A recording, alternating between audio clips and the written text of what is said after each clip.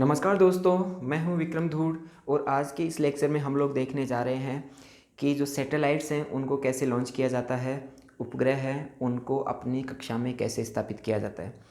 तो दोस्तों इस लेक्चर में हम लोग इसके पीछे की जो बेसिक साइंस और एक हल्का फुल्का बेसिक आइडिया इस लेक्चर में हम लोग लेंगे। तो सबसे पहले हम ये समझ लेते हैं कि सैटेलाइट्स होते क्या हैं। तो सैटेलाइट्स उनको बोलते हैं जो अर्थ के चारों तरफ चक्कर लगाते हैं, पृथ्वी के चारों तरफ वो ऑर्बिट करते रहते हैं। तो सैटेलाइट में एक जो मून है वो अर्थ का नेचुरल सैटेलाइट है। बाकी उसके अलावा पृथ्वी से हम लोगों ने अलग अलग देशों ने काफ़ी सारे जो सैटेलाइट्स हैं उनको अलग से लॉन्च कर दिया है। उसके अलावा सैटेलाइट में एक स्पेस स्टेशन भी है, ISS, इसको इंटरनेशनल स्पेस स्टेशन बोलते हैं।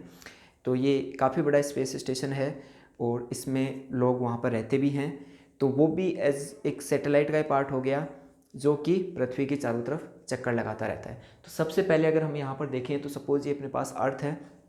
तो अर्थ से अगर हमें सैटेलाइट को लॉन्च करना है तो ये सपोज हो गया इक्वेटर। एक बार मैं थोड़ा सा हल्का सा यहाँ पे सपोज ये अर्थ का सरफेस है, क्योंकि अगर वैसे हम देखते हैं तो अर्थ का सरफेस प्लेन टाइप से ही होता है। तो ये हो गया अपने पास अर्थ सरफेस, ये अर्थ का सरफेस है। तो अर्थ के सरफेस से सपोज़ हमें यहाँ से एक रॉकेट को लॉन्च करना है। तो सबसे पहले हम लोग यहाँ पर उसको जो उसके लिए लॉन्चिंग पैड बना हुआ होता है वहाँ पर लेके जाते हैं और फिर उसके साथ में एक रॉकेट लगा हुआ होता है। तो मेन पार्ट है वो रॉकेट का ही होता है। जो सैटेलाइट होता है वो तो आप अगर सपोज ये पूरा का पूरा से हम इसको रॉकेट जैसा कुछ बनाएं तो सैटेलाइट वगैरह जो है वो तो इसी हिस्से में होता है। काम की जो चीज़ें होती हैं वो तो आप ये मान लो कि 5% हिस्से में होती हैं, बाकी जो हिस्से में है फ्यूल वगैरह भरा रहता है। ठीक है। और इसके लिए जो फ्यूल भी काम में लिया जाता है वो लिक्विड फॉर्म में जो फ्यूल होता है और साथ में गैसेज होती हैं वो उस फ्यूल को बर्न करने में हेल्प करती हैं। और थोड़ा सा अगर मैं आपको इंटरेस्टिंग फैक्ट भी बताऊँ तो जो फ्यूल है उसमें मेनली केरोसिन काम में लिया जाता है। तो केरोसिन ऐसा कोई हल्की चीज़ नहीं समझना, वो ऐसा मत समझना कि यहाँ पे जो राशन कोटे में केरोसिन मिलता है तो केरोसिन कुछ ख़राब चीज़ है। अच्छी चीज़ है केरोसिन भी। तो इसके अंदर फ्यूल भरा हुआ है। अब ये फ्यूल है वो बर्न होना स्टार्ट होगा तो ये रॉकेट को ऊपर की तरफ प्रोपेल करेगा। अब बर्न होके यहाँ पर कुछ पंखे वगैरह तो लगे नहीं कि वो गैसेज को पीछे की तरफ फेंकेंगे। यहाँ पर केवल जो फ्यूल है उसके लिए पीछे जो गैप है वो कम छोड़ा जाता है ताकि जो गैसेज हैं वो काफ़ी सारी स्पीड से पीछे की तरफ नीचे की तरफ जाएं। तो अगर वो नीचे की तरफ जाएंगी तो रॉकेट को ऊपर की तरफ धक्का देंगे। आपने अगर कभी रॉकेट के लॉन्च होने का वीडियो भी देखा है तो नीचे अच्छी खासी आग सी जलती रहती है। तो वो जो जो फ्यूल बर्न होता है तो उससे काफ़ी स्पीड में गैसेज निकलती हैं। तो जब गैसेज नीचे निकलेंगी तो इस रॉकेट को ऊपर की तरफ धक्का देंगी। इसी को बोलते हैं संवेग संरक्षण का सिद्धांत, principle of momentum conservation, principle of momentum conservation. तो आपको पहली चीज़ तो ये पता होनी चाहिए कि जो रॉकेट प्रोपल्सन है वो किसके ऊपर बेस्ड है, संवेग संरक्षण के सिद्धांत के ऊपर। संवेग संरक्षण का आप सीधा सा उदाहरण ये ले सकते हैं कि अगर आप एक हल्की सी छोटी सी नाव के ऊपर खड़े हों और अगर आप उस नाव से किसी बड़ी वस्तु को दूसरी तरफ फेंकें तो आपकी नाव है वो पीछे की तरफ जाएगी। एक आप सीधा सा अगर इसको आपको एक्सपेरिमेंट करके देखना है, या आप थोड़ी अच्छी सी फिसलन वाली सतह हो, आइस वगैरह का आप उदाहरण ले सकते हैं। तो वहाँ पर भी अगर आप किसी वस्तु को फेंकेंगे या घर्षण रहित सतह के ऊपर किसी वस्तु को फेंकेंगे तो आपके ऊपर भी पीछे की तरफ बल लगेगा। तो ये जो गैसेज हैं ये नीचे की तरफ जाती हैं तो जो रॉकेट है वो ऊपर की तरफ जाएगी। फिर धीरे धीरे सपोज रॉकेट ऊपर की तरफ जा रही है तो इसमें कुछ जो इसके साथ में जो फ्यूल को कंटेन करने के लिए जो शेल वगैरह होते हैं, जो इसके एक तरीके से आप कंटेनर ही बोल दो, तो वो अलग अलग स्टेजेस में अलग अलग, आपने देखा होगा इनको बूस्टर वगैरह बोलते हैं। जो साइड में इसके कुछ यहाँ लगे हुए रहते हैं, कुछ यहाँ लगे हुए रहते हैं।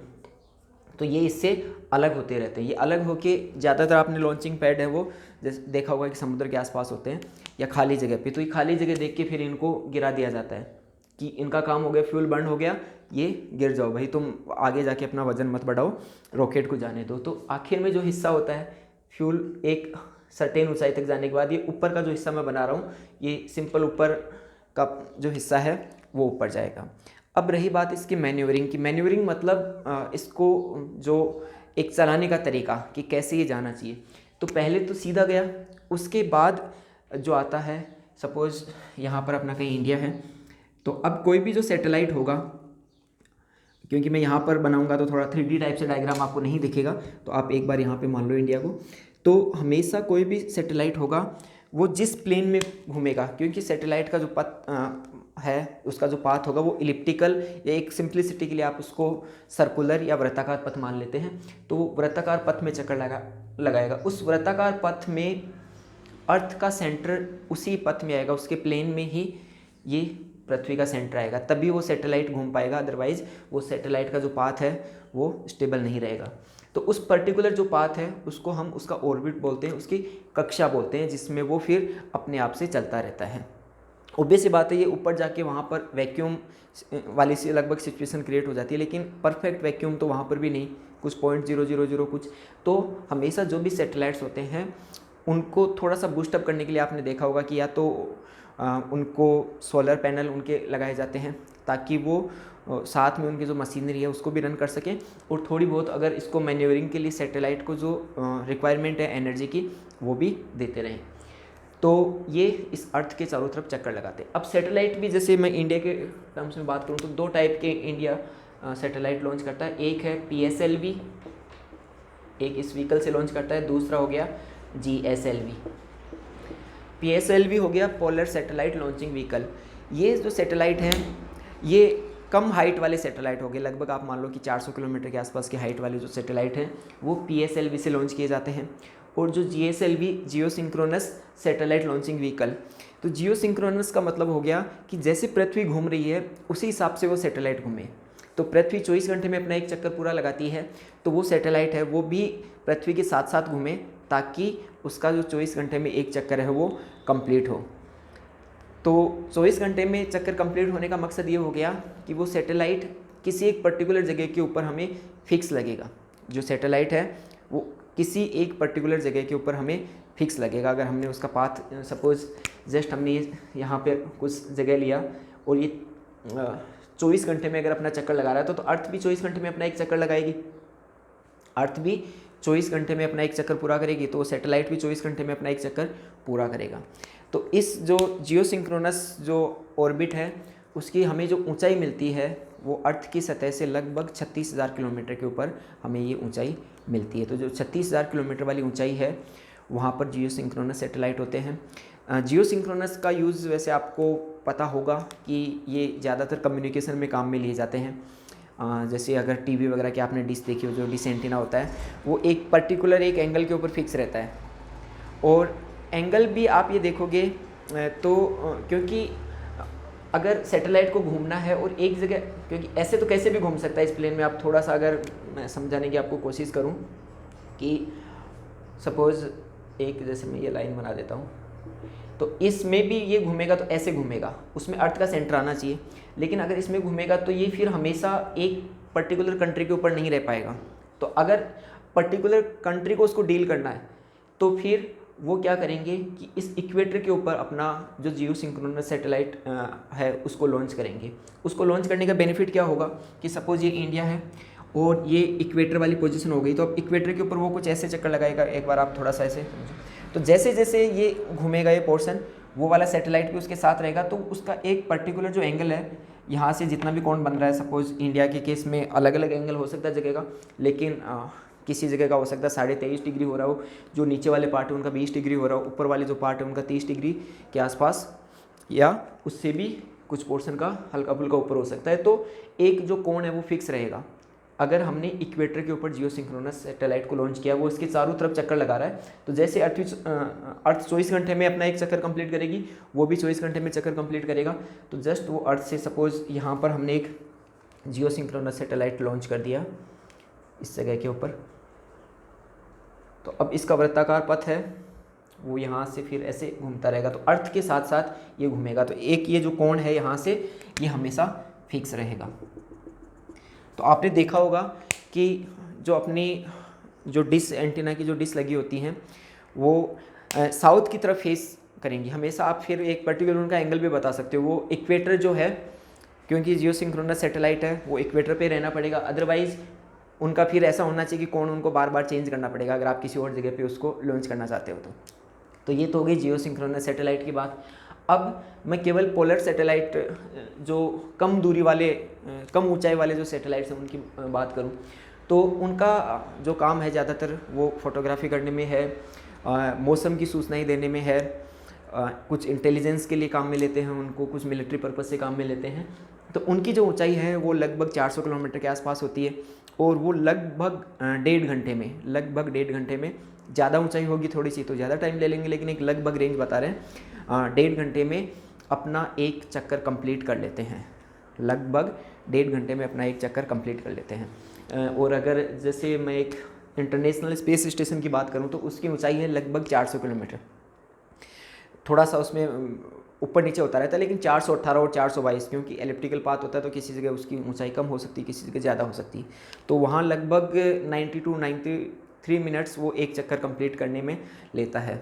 तो आप यहाँ से लगभग ये भी बता सकते हो कि एक दिन में उनका दिन कितनी बार होगा जो उस स्पेस स्टेशन में है। यहाँ अपने यहाँ 24 घंटे का एक दिन होता है, उनके यहाँ 1.5 घंटे का दिन होता है। तो जब अपने यहाँ पर एक दिन होगा तो आप 24 घंटे में 1.5 घंटे का लगभग भाग दे लो तो लगभग आई थिंक 15-16 आ जाएगा लगभग कुछ।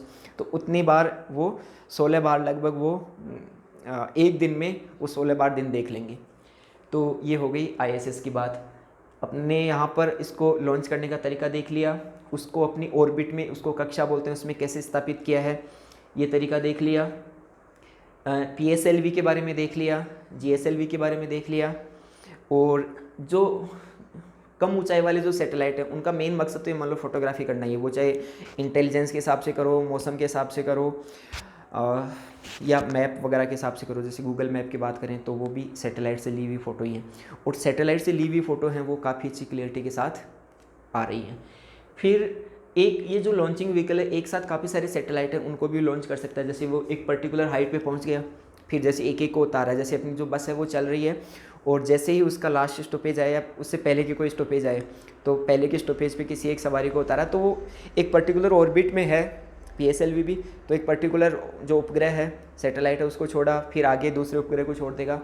और उपग्रह का मतलब क्या होता है, जो पृथ्वी के चारों तरफ चक्कर लगा रहा है, यहाँ से किसी ने कैमरा को भेज दिया, ठीक है, तो कैमरा भी एक उपग्रह हो गया। उसका सिंपल काम है फ़ोटो लेगा वहाँ से और उन फोटो को यहाँ पर भेज देगा। तो एक सिंपल आप 4-5 किलो वजन का एक कैमरा भी मान सकते हो, उससे ज़्यादा भारी होगा, उसमें कुछ और सेंसर लगे हो सकते हैं।